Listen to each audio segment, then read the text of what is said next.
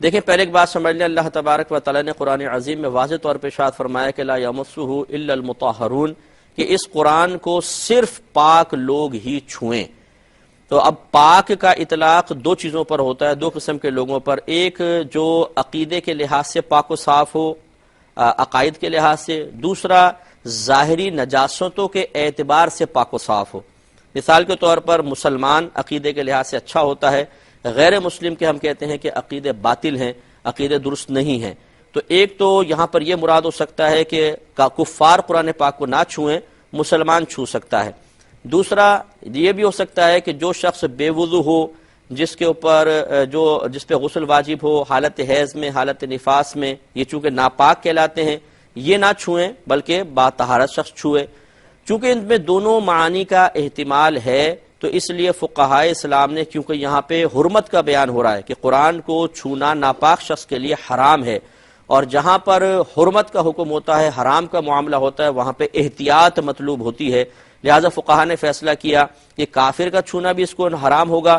اسی طرح اگر کوئی شخص بے وضو حالت میں ہے، حالت جنابت میں، حیض میں، نفاس میں، وہ قرآن کو نہیں چھو سکتا۔ یہ تو قرآن سے ثابت ہوا، اس کا کوئی انکار نہیں کر سکتا۔ اب مسئلہ یہ ہے کہ کیا گلفز کے اندر یعنی دستانے پہن کے بہن قرآن کو پکڑ سکتی ہے یا نہیں؟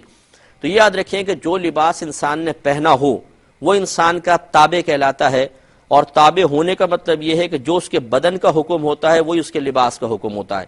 یہی وجہ ہے کہ جب آپ نماز پڑھتے ہیں، اگر آپ کے کپڑوں پہ نجاست ہے تو بتائیے آپ ناپاک نماز پڑھ سکیں گے؟ جواب ہوگا کہ نہیں۔ کیوں؟ آپ کے بدن پر تو نہیں ہے۔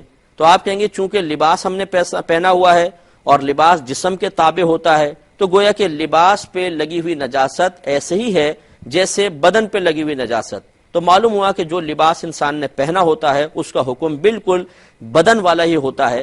اس سے آپ کو جواب حاصل ہو جائے گا کہ جس بہن نے دستانے پہن لیے، چونکہ یہ ایک لباس بن گیا، جو جسم کا حکم ہے وہی پہنے ہوئے لباس کا حکم ہے۔ تو جیسے خالی ہاتھ سے قرآن کو چھونا یہ حرام ہے، اسی طرح اگر دستانے پہن بھی لیے تو اس سے قرآن کو پکڑنا گویا کہ بالکل ایسا ہے جیسے ہاتھ سے پکڑنا، تو یہ بھی منع ہوگا۔ امید ہے کہ آپ کو بات سمجھ میں آگے ہوگی۔ اس لیے جو پہنا ہوا لباس ہے وہ جسم کے تابع کہلاتا ہے، اس سے آپ نہیں چھوئیں گی۔ آپ اگر پکڑنا چاہیں کسی ضرورت کے تحت تو یہ ہو سکتا ہے کہ ایک رومال جو آپ نے اوڑا ہوا نہ ہو، پہنا نہ ہو کوئی، وہ ہاتھ پہ رکھیں، اس سے قرآن پاک کو پکڑ لیں تو یہ ہو سکتا ہے، کیونکہ رومال آپ کا لباس نہیں ہے۔ لیکن اور یہ پھر کہنا کہ یہ ترجمہ صرف ہے تو یہ تفسیر کے حکم میں ہو گیا ہے اس لیے اس کو چھو سکتے ہیں، یہ غلط ہے۔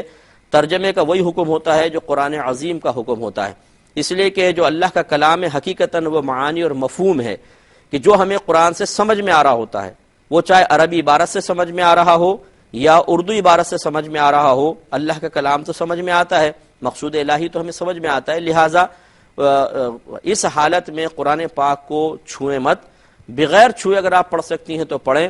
اس میں بھی فقہا نے حکم دیا کہ پوری ایک آیت کی قرأت نہیں کریں گی، کیونکہ نبی کریم صلی اللہ علیہ وسلم نے حائضہ عورتوں کو قرآن پڑھنے سے منع فرمایا ہے۔ سیاہ ستہ کی روایت اس پر گواہ ہے، لہٰذا توڑ توڑ کے پڑھ سکتی ہیں، وقف کر کر کے، جیسے الحمد للہ رب العالمین، ایسے ایک ایک لفظ کر کے ان ایام میں پڑھ سکتی ہیں۔ دیکھیں قیودات کا لحاظ کریں گی تو انشاءاللہ آخرت میں انعام حاصل ہوگا۔ آپ کا قرآن پڑھنا کسی دنیاوی فائدے کے لیے نہیں ہے، اللہ کو راضی کرنے کے لیے ہے، اور اللہ تعالیٰ کی رضا اس کے احکام پر مکمل طور پہ عمل پیرا ہونے کے نتیجے میں حاصل ہوگی۔ لہٰذا یہ نہیں ہو سکتا کہ اللہ تعالیٰ کی رضا حاصل کرنا چاہیں اور اس کی نافرمانی کے ذریعے اس کو حاصل کرنے کی کوشش کریں، تو اللہ تعالیٰ کیسے راضی ہوگا؟